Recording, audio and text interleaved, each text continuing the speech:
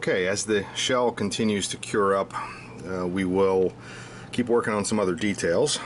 So what I've done is these wheels were already blackened from Athearn, but they're not very dark. So I added some combination of acrylic and some pigmented powders.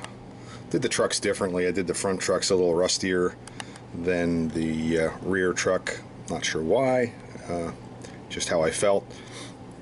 Again, it's very subtle. By the time you put the side frames on, you'll barely notice that. But I've noticed that when you do things really dark, they just don't show up very well because of the overhead nature of our lighting. So I think this scenario probably will end up showing a little better. I had also mentioned in the last video about doing the speed recorder cable, and what I thought I'd do is take a moment to explain a little bit in more detail how I did that soldering. And we'll start with the air piping out of the air tanks. So I was just using 0.025 phosphor bronze wire, and because the side of the shell comes down over this, I made sure to tuck it underneath. I'm just looking at prototype photos for this side. This would be the engineer's side, and just rotates around. So those, I just simply drilled the center of the air tank, which is just plastic, and did that I think I did 0.026 just to give myself a little bit of clearance, and then bent them accordingly and put a little bit of thin CA on them and slid them in place. So that's pretty straightforward, but let me flip over to the other side. And what I will be working on here, if I can focus, you can see I've already drilled the two centers of the tanks out, and I've noticed, and I picked this up from someone else, I'm sure, I can't remember who, but if you're going to do any kind of bending of grab irons or any kind of wire fabrication, using a set of dividers is really helpful. So what I did is, and I won't be able to do it on the camera, but what I did is set the dividers to that exact opening, and then came over just to a scrap block of wood, and I don't know if you can see right here, pushed the dividers into the piece of pine. And I used my pin vise with the 0.026 bit and just drilled as best I could perpendicular, and I went pretty deep just to make sure I didn't have any interference. Then what I did, if we can find it, there it is, then I took another piece of 0.025 phosphor bronze wire,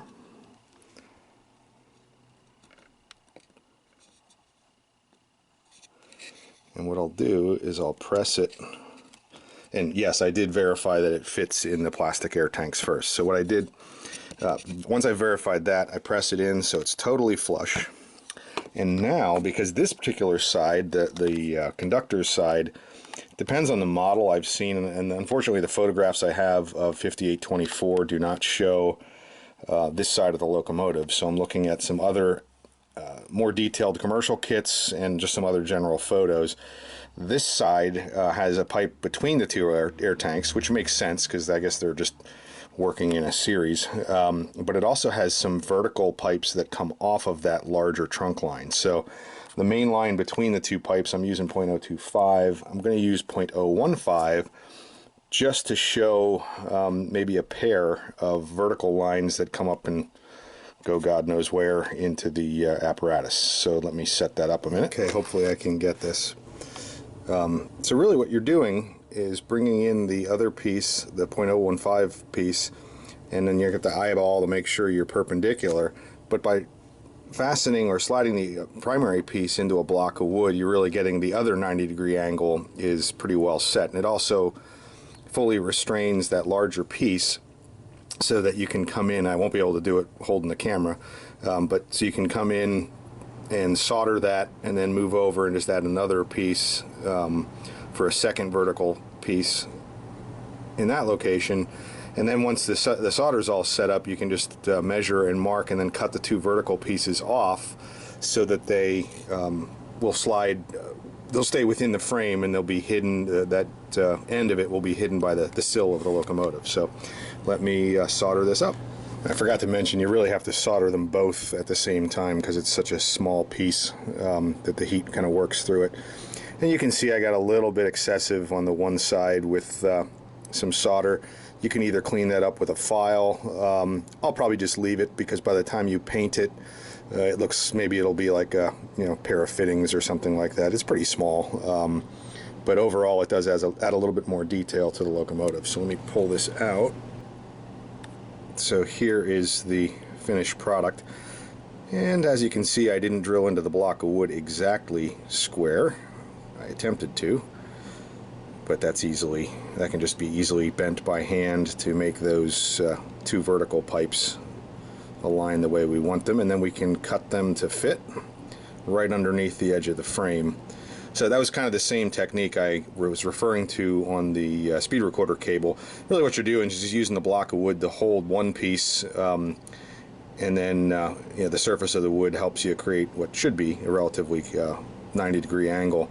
And then, not that phosphor bronze wire is free or cheap, but certainly, it's okay to not worry about the exact lengths because you need a little bit of material to hold, and then you can cut everything exactly how you want it. So let me clean this up, bend everything in alignment.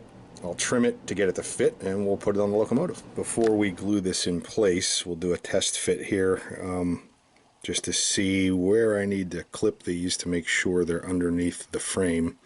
So we'll get that set up, we'll test fit it, and then we'll slide it in place with a little bit of thin CA. Okay, I've got it fully test fit, and actually tried to fine tune them and broke them both off, so I had to resolder them. And what I actually did was rotate it in the block of wood. If you recall, I wasn't at 90 degrees, and actually these need to list back towards the locomotive a little bit, so I just reversed the main piece in the block of wood, and I got a pretty good angle and resoldered them both. So got them at the right length now. I've already test fit it and slid it in, but now I've got it just sticking out a little bit. Again, I won't do it on camera, but I'll just put a little drop of thin CA on each one and then shove that all the way in, and we're good to go. Okay, we're all set. So if I rotate this, you can see that the two vertical pieces just barely tuck under the frame, so there shouldn't be any interference with the side skirt or the sill on the shell.